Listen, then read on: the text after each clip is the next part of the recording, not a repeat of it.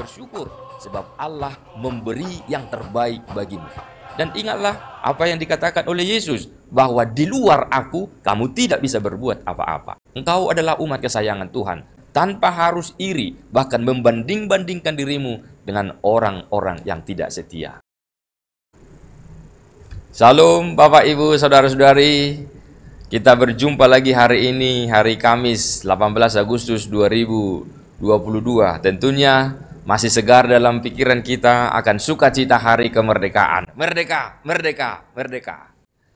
Kita akan disapa oleh firman Tuhan. Oleh karena itu marilah kita mempersiapkan hati dan pikiran kita.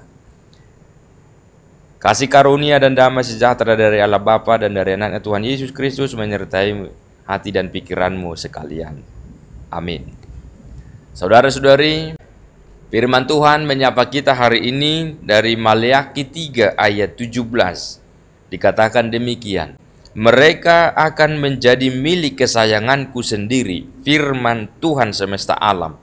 Pada hari yang kusiapkan, aku akan mengasihani mereka sama seperti seseorang menyayangi anaknya yang melayani dia. Demikian firman Tuhan.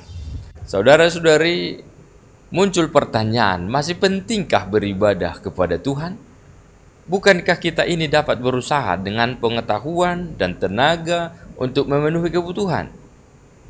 Saudara-saudari, pemikiran itu bukan tidak berdasar, sebagaimana yang terjadi dalam kehidupan umat Tuhan di dalam nats ini. Yang pertama, bahwa ada masalah untung rugi. Bangsa Israel ternyata memperhitungkan untung rugi ketika beribadah kepada Tuhan. Ketika mendatangkan keuntungan, ibadah dilakukan. Tetapi ketika tidak mendatangkan keuntungan, ya ibadah dianggap sia-sia. Maka tidak perlu diteruskan lagi beribadah kepada Tuhan, kalau memang itu buat rugi. Dan yang kedua, terkait orang-orang yang gegabah di sekitar mereka. Sebagaimana dikatakan dalam ayat 15. Mereka melihat orang-orang gegabah tersebut tampaknya berbahagia, lebih berbahagia daripada orang-orang yang beribadah tulus kepada Tuhan. Mereka mengamati orang-orang fasik di sekitar mereka, sepertinya hidupnya mujur, beruntung terus. Bahkan orang-orang yang mencobai Allah pun sepertinya tidak dihukum oleh Tuhan, biasa saja. Demikian pengamatan mereka. Mungkin ini adalah pertanyaan yang bisa muncul juga dalam pikiran sebagian orang yang menganggapnya bahwa pelayanan kepada Allah itu tidak memiliki nilai penting. Oleh karena itu, bukankah lebih baik bergabung dengan mereka yang makmur hidupnya walaupun mengabaikan Tuhan?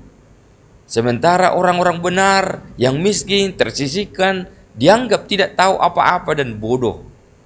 Sikap yang seperti itu sesungguhnya adalah penghinaan kepada Allah.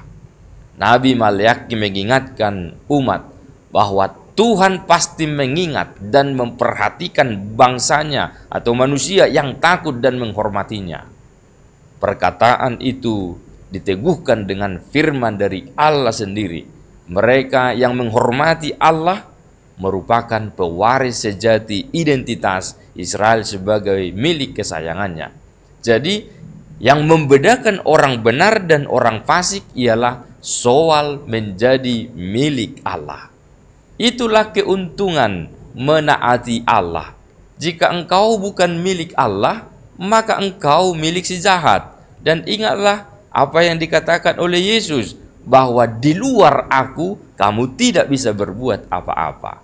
Maka mari saudara-saudari, tetaplah setia dalam imanmu, nikmati apa yang ada padamu dengan bersyukur, sebab Allah memberi yang terbaik bagimu.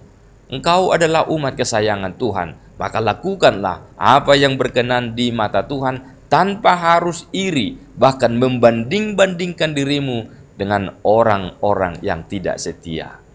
Amin. Kita berdoa. Ya Tuhan Allah, kami bersyukur karena Engkau membuat kami menjadi anak-Mu. Engkau memilih kami menjadi kepunyaan-Mu.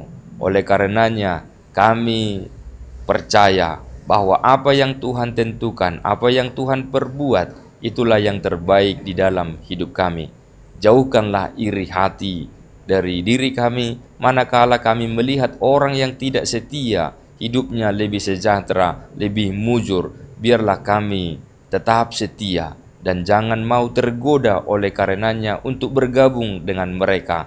Tetapi kami yakin bahwa menjadi milik Tuhan itu adalah segala-galanya, dan itulah yang memberikan damai sejahtera di dalam kehidupan kami. Hari ini dalam melanjutkan aktivitas kami percaya Roh-Mu bekerja di dalam diri kami sehingga kami mampu bersyukur dan mampu menikmati hari ini. Dimuliakanlah nama-Mu dalam nama Yesus Kristus.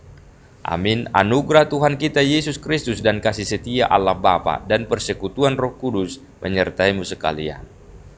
Amin.